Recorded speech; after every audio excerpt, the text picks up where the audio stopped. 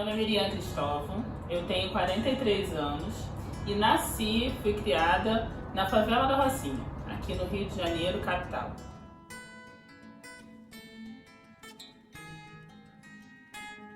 A necessidade de sair da comunidade, sair daquela bolha, daquele território, de conhecer outros territórios, foi exatamente a questão escolar.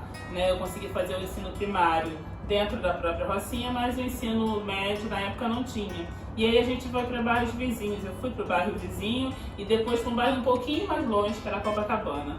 Na época, ir para Copacabana e estudar em Copacabana era algo assim muito grandioso, porque as pessoas, todos os meus colegas foram estudar no Leblon. Tinha a mesma escola no Leblon, só que eu escolhi Copacabana. E por que eu escolhi Copacabana? Porque eu tinha na minha mente, e tinha muito essa instrução em casa, por vir de uma família super humilde, onde ninguém tinha estudo. Minha mãe tinha até a 4ª série primária e muito mal, não teve a possibilidade de estudar. Eu não fui criada com meu pai, eu vim de uma família desestruturada, então o estudo era uma coisa que a gente tinha muita potência, era aquela coisa que a gente sempre, você precisa estudar para ser alguém na vida. Referência nenhuma do que, um dia não tinha ninguém ali na minha frente que tivesse estudado para saber se realmente isso dava certo. Só tinha pessoas que cresceram dignamente, trabalhando muito, e tinha alcançado o pouco que tinha alcançado com o suor do seu trabalho. Trabalho na roça, trabalho pesado mesmo, assim, sabe? Então não tinha essa referência. Mas tinha essa coisa na mente de que o estudo me levaria para qualquer lugar. E qualquer lugar, para mim, o quanto mais longe, melhor. E aí eu decidi ir para Copacabana. Na verdade, eu já tinha esse contato quando eu fui para Gávea, que era um bairro mais próximo, mas era um bairro extremamente elitizado, É um bairro, então essa coisa da televisão, esse glamour da Zona Sul, a Gávea apresentava muito. Na Gávea foi a primeira vez que eu encontrei com artistas na rua, foi a primeira vez que eu pedi meu primeiro autógrafo. E na Gávea também foi onde eu tive as maiores possibilidades. Porque assim, com toda essa condição, sabe, de ter nascido dentro da Rocinha, de ter uma família desestruturada, de não ter muitas referências, eu na escola, com a escola, eu encontrei uma rede de apoio muito grande. Então a escola me possibilitou me deslumbrou, me colocou na mente essa possibilidade do possível, de que tudo era possível, de alcançar qualquer coisa. E aí, na escola, na Gávea, eu consegui ter os primeiros contatos com projetos sociais, com outras formas, de conhecimento, com outras ações que não era só aquela do português e da matemática. E ali aquilo já foi ampliando. Foi a partir daí que veio o desejo de ir para Copacabana, mas por ser mais distante geograficamente, mas também por dar um outro passo, de um ser comum. Acho que o meu desejo de ir para Copacabana foi mais por não ser comum. Todo mundo ia para o Leblon. Eu falei assim, não, o Leblon é ali, eu já conheço basicamente. Se eu esticar o braço, eu chego no Leblon. Eu quero ir em um lugar ainda inalcançável nesse momento. E para mim aquele lugar inalcançável era Copacabana. Meu primeiro choque de realidade foi nesse momento, foi na Gávea ainda. Ainda na escola, eu fui convidada para fazer parte de um projeto que surgia na PUC, que é a grande universidade do bairro da Gávea, que era o PVEVA Escola, Programa de Vídeos Ecológicos na época. E ao entrar na PUC, eu me deparei com uma outra realidade. Porque mesmo estudando na Gávea, eu estudava com meus vizinhos da Rocinha, com os meus vizinhos do Vidigal, eram alunos também oriundos do mesmo lugar que eu. Mas na PUC não. Na PUC eu tinha uma outra classe social, na PUC a cor da pele fazia diferença. E o primeiro choque foi aí. Assim, a primeira vez que eu tive referência, eu tive noção de que a cor da minha pele importava para algumas pessoas foi dentro da PUC. Foi quando uma outra mulher negra olhou para mim e para 2 colegas brancos e me ignorou. Foi a primeira vez que eu senti que a cor da minha pele faria diferença em alguns lugares. Porque até então, para mim, o preconceito era uma coisa muito abstrata, sabe? Inanimado, porque eu via, claro, mas eu nunca tinha acontecido comigo. Porque na favela a gente não tem cor. A gente tem o endereço, um outro tipo de preconceito, é o CEP, é o território. Mas fora dela, a gente passa a ter o território, passa a ter a cor, passa a ter a renda, a gente vai acumulando preconceito sobre a gente, E ali foi a primeira vez que eu pensei e falei assim, não, é preciso fazer alguma coisa diferente, é preciso mostrar para essa senhora, no caso, que se referiu para mim que me ignorou, de que eu sou tão gente, sou tão humana quanto a minha colega que é branca e mora na Gávea, e mora em outro lugar. Então ali foi a primeira situação que me colocou na realidade, assim, na real do que era uma sociedade como a que a gente vive hoje, né? Tem dois fatos, assim, dois episódios que me marcaram muito. Assim, primeiro, com essa questão do alisamento, né? Eu tenho cabelo crespo, sempre tive, e aí sempre sofri desde muito pequeno. Eu lembro de muito pequena, assim, de criança. Na época, pra vocês verem como eu sou antiga, minha mãe passava pente quente no meu cabelo. Era um pente de ferro que esquentava no fogão e ela vinha, eu via aquilo estalar, porque meu cabelo estava molhado de creme, se passava uma vaselina, alguma coisa assim, ela vinha com aquele pente para poder esticar meu cabelo. Nisso que esticava meu cabelo, queimava minha orelha, queimava. Era um horror. Então essa é a minha maior lembrança, assim, desse sofrimento para esticar esse cabelo. Já um pouquinho mais velha, com 9, 10 anos, ainda dentro da Rocinha, na escola dentro da Rocinha, eu passei por um episódio porque eu resolvi cortar o cabelo. Não aguentava mais aquela coisa de esticar, de ter que botar bob, era muito trabalhoso. E eu já, né, sempre fui grande, então com 9 eu parecia que tinha 15. Eu pensei, eu vou cortar o cabelo. E cortei o cabelo muito curtinho, muito curtinho. Quando cheguei na escola, tinha um comercial que também é da minha época, vocês me desculpem, mas era um comercial de uma loja de roupa muito famosa, que tinha um negão como garoto propaganda.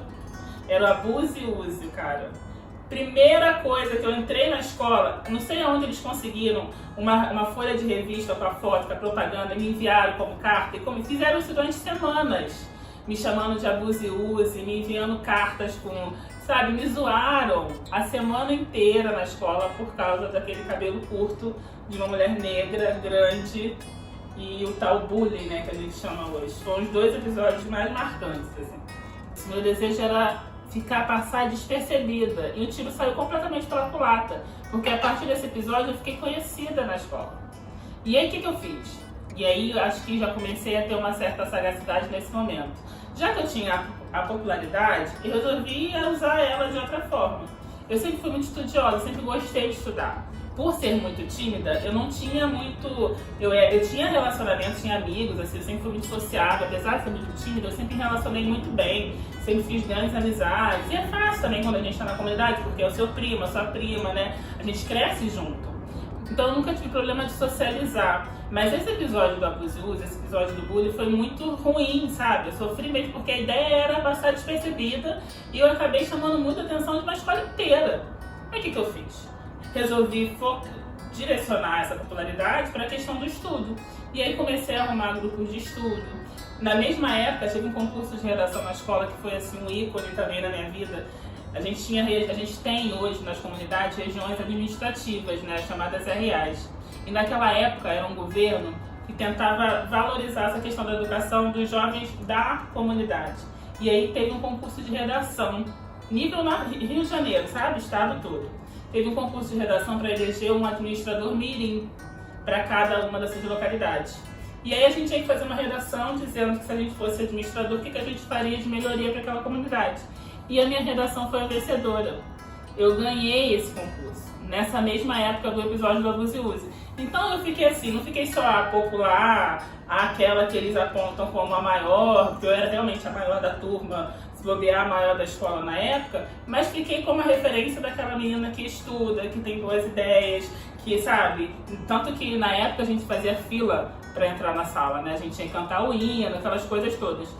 Essa coisa de tirar a bandeira era coisa que só representante de turma fazia, e eu passei a fazer única e exclusivamente por causa dessa colocação que eu fiz, da coisa de ter passado em primeiro lugar na redação, de ter ganhado essa popularidade, né? Isso me colocou num outro patamar. Eu acho que esse momento já me colocou num outro patamar, assim, do coletivo, sabe? De sair daquele meu eu, daquela minha coisa que era ferido, que é dolorido, né? Que é lidar com essas questões e não saber como lidar, porque eu não tinha referência, não tinha quem orientasse adequadamente, não via exemplos também além dali, mas de usar isso de forma de desbravar mesmo, sabe? Tudo que eu fiz até então, eu fiz meio que abrindo caminho.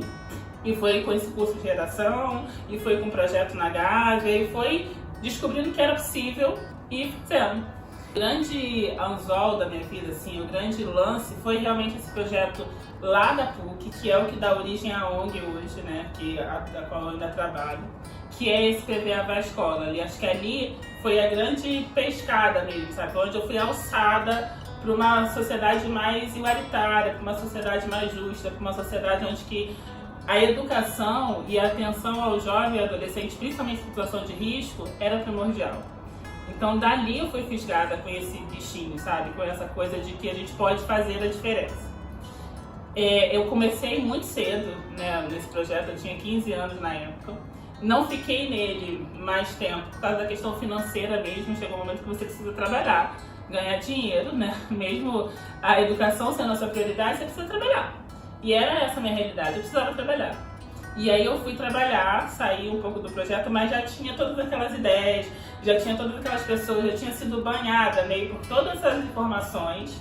E foi bacana também porque mesmo nessa época, era a época da Eco 92, da Rio 92. E a gente trabalhou ativamente nesse projeto, sabe? Foi muito bacana porque eu saí da Rocinha para Gávea, que era um bairro vizinho, depois para Copacabana, que já é um pouquinho maior, e depois eu estava diante do mundo, porque a Rio 92 me trazia a possibilidade do mundo. E eu fazia parte daquilo através do projeto, através do PVE, através das ações sociais que eu estava envolvida. E aí eu saí do projeto, fui trabalhar. E aí fui trabalhar, trabalhei, mas sempre com aquela coisa, com muita boa sorte também. Eu nunca me desliguei 100%, estava sempre conectada com o que estava acontecendo e, à medida do possível, fazendo alguma coisa. O tempo foi passando, eu sempre tive o desejo de cursar uma graduação e eu não tinha. Isso é muito legal também, que eu acho que é bacana, porque a gente fica pensando assim: ah, mas você tem que fazer faculdade? Vou fazer o quê? Não, você não tem que fazer a faculdade. Você não tem que fazer alguma coisa. Você tem que se potencializar naquilo que você acredita. Só que pra mim a potência máxima estava no canudo, estava na graduação, tá na graduação. Eu precisava disso, até porque por não ter referência, por não saber como era, por não, sabe, para trazer o novo para minha localidade, para o meu território, eu precisava do canudo. E eu não tinha dúvida de qual canudo eu queria. Eu sempre quis fazer direito, porque era no meu olhando tudo, era a única profissão que me daria ferramentas suficientes para ir lá e corrigir aquilo que eu queria corrigir, aquilo que me feriu de alguma forma, aquilo que fere tantas outras mulheres, meninas, famílias nesse país, nessa cidade. Então, isso eu não tinha nenhuma dúvida. Demorei um pouco para entrar na faculdade, não foi logo depois que eu terminei o ensino médio, porque eu estava trabalhando, aí tinha vestibular, tinha que estudar, era uma época que o vestibular ainda era mais difícil, não tinha Enem, né? Vamos lembrar que eu sou um pouquinho mais antiga que vocês.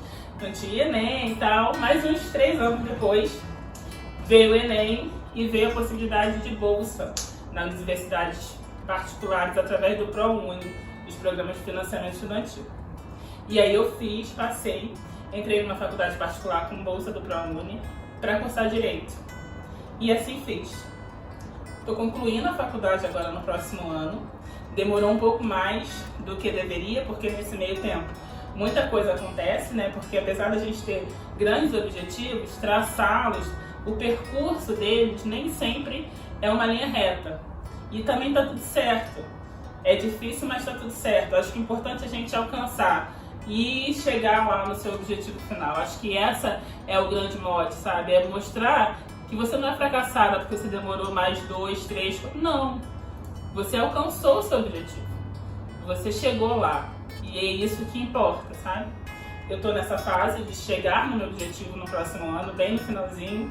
Mas hoje, mesmo não estando concluído, tá bem no finalzinho, eu já estou extremamente realizada, porque a faculdade me trouxe isso que eu queria, que eu almejava, que é esse conhecimento, essas ferramentas que me possibilitam falar com as pessoas de igual para igual.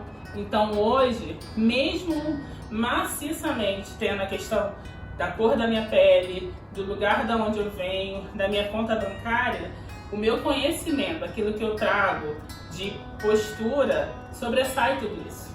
E se não sobressair, a gente tem os processos aí para fazer dar conta, entendeu? Que é uma coisa assim super significativa, porque é a casa das leis, né, onde a gente julga as coisas aqui no Rio. E lá no tribunal, no direito a gente tem muito uma coisa de falar que advogado pensa, juiz pensa que é Deus, Advogado já tem uma certa prepotência, a gente ouve que o juiz pensa que é Deus e o desembargador já não pensa, ele tem certeza que é o Deus do tudo. E tá dentro desse núcleo, né, desse mundo, é muito bacana porque ao mesmo tempo que eu trabalho com as crianças em situação de risco, em Paquetá, em Santa Teresa, na Rocinha, ao mesmo tempo que a minha vizinhança não tem saneamento básico, eu tô dentro do Tribunal de Justiça com o desembargador achando que é rei, que é Deus. Então, ter esses dois mundos me traz uma riqueza, uma bagagem enorme no sentido de que a gente precisa equalitar essas situações, a gente precisa equacionar essa conta, as pessoas precisam ter dignidade, as mulheres, as meninas negras desses lugares menos favorecidos, seja ele na favela, seja ele na Baixada, seja ele na Zona Sul, numa periferia qualquer, precisa ter acesso a todas as coisas, precisa almejar todas as coisas que desejar. Por isso que eu falo assim, não precisa fazer a faculdade. Se você não quiser, não precisa. Você pode fazer um curso de cabeleireiro se você gostar. Você pode fazer um curso de sombra. Você pode fazer o que você quiser. Eu tive um avô, um bisavô, que foi uma grande referência, que é uma grande referência, que apesar de não ter estudo nenhum, instrução nenhuma, de ter vindo da roça, de ter fundado, ser um dos primeiros moradores da Rocinha, que é onde eu moro hoje, ele sempre falou isso. Sonhe, sonhe e sonhe alto. Sonhe o mais alto que você puder, porque são os seus sonhos que vão te levar onde você quiser. E é esse o meu desejo, sabe? É o que me move hoje, é mostrar para essas meninas, para esses rapazes que sonhem, que é possível. Por mais que o mundo vire para você e fale, não, é possível sim. É fácil? Não, não é fácil, mas é possível. E isso é suficiente, é o que a gente precisa saber, que é possível. Porque eu não sabia disso, eu demorei para descobrir isso, que era possível. E aí quando eu descobri que era possível, meu amor, ninguém me segurou. Mas eu demorei. Eu tô na Rocinha, né, Zona Sul do Rio de Janeiro. Naturalmente a faculdade particular é uma faculdade da Zona Sul. A primeira unidade que eu estudei, ela ficava na Lagoa, Rodrigo fez aqui no Rio de Janeiro. Para quem não é do Rio, a Lagoa é o bairro super, hiper elitizado dessa cidade. É tipo assim, o supra-sumo do todo. E minha faculdade ficava ali, de frente para a Lagoa. No turno da manhã, ou seja, eu, inocente, né, tava felicíssima de estar ali dentro, não importava qual era o horário, nada disso. Mas quando eu entrei, quando eu comecei a estudar, foi muito difícil, assim, e difícil real, no sentido que, primeiro, a sala de aula tinha pouquíssimas pessoas da mesma cor que eu. Tinha, mas eram muito poucas. Mas mais do que a cor da pele, mais do que o endereço, né, não precisa nem falar que da favela então tinha menos gente ainda, era como as pessoas olhavam pra mim. Olhavam pra mim como moradora de favela, assim, como um todo, sabe? Foi ali na faculdade, já tinha ouvido antes, mas foi onde mais me agrediu ouvir que a gente que mora na favela, que mora na periferia, é como se fosse um bloco só. Que a gente não tem individualidade, que a gente é tudo errado, sabe aquela coisa? Ali só mora bandido, ninguém paga água, ninguém paga luz, tá ali porque quer. Sabe essas frases que eu tenho certeza que vocês já ouviram? Foi na sala da faculdade que isso mais me agrediu. Já tinha ouvido na rua, mas ali, numa sala de estudantes de direito, ficou muito isso, sabe? Ficou muito grande pra mim. Porque eu falei assim, pô, o cara tá estudando pra reger, né, as leis de um país, pra lutar por justiça, e ele parte desse princípio de que todo mundo, só porque tá ali naquele território, define alguma coisa, é meio estranho, né? E aí foi a primeira vez que eu falei mais grosso com outras pessoas pra me impor, sabe? De forma mais ríspida, de forma mais rigorosa mesmo, a ponto até de brigar, mas pra deixar claro de que o meu endereço não me definia, que o fato de ter ali, sim, alguém que não pagasse luz, que fizesse coisa errada, não significava que 100% daquela localidade era assim. Foi esse cenário que eu comecei a faculdade de Direito. Qual é o objetivo principal de estar aqui, né, trocando, trazendo um pouquinho dessa minha experiência para vocês? Primeiro e antes de tudo, é falar isso que eu já disse no início, né? Sonho. Eu acho que, como eu ouvi lá atrás do meu avô, eu repito isso sempre. E falo isso para todas as meninas que eu encontro, para todos os meninos que a gente trabalha junto. Sonhem. E sonhem com a potencialidade infinita que vocês têm. Sabe? Não se limite pela cor, não se limite pelo fato de sermos mulheres, Não se limite pelo cabelo, pelo meu corpo, pelo meu endereço, não se limite por nada. Sonhe e busque seus sonhos. E para ajudar a sonhar, eu acho que vale muito isso que eu estou fazendo com vocês, que é esse o meu objetivo, pelo menos um pouquinho, é incentivar, é mostrar que é possível, é mostrar que a gente pode, que a gente chega, e trazer todos os outros exemplos que a gente tem por aí.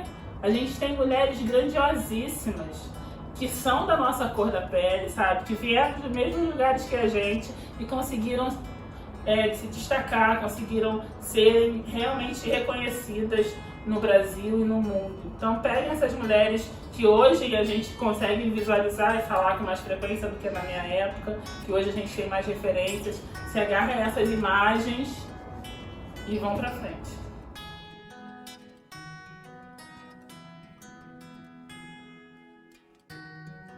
Olá, meninas! Então, continuando a nossa conversa, né, sobre identidade, sobre construção, sobre a nossa trajetória nessa caminhada, eu me identifiquei muito quando eu vi essas bonequinhas de pano aqui, sabe? Esse é um trabalho artesanal feito por uma amiga minha, super criativa e competente. O nome dela é Fabiola aqui. E ela que produziu essas bonequinhas de pano e tal.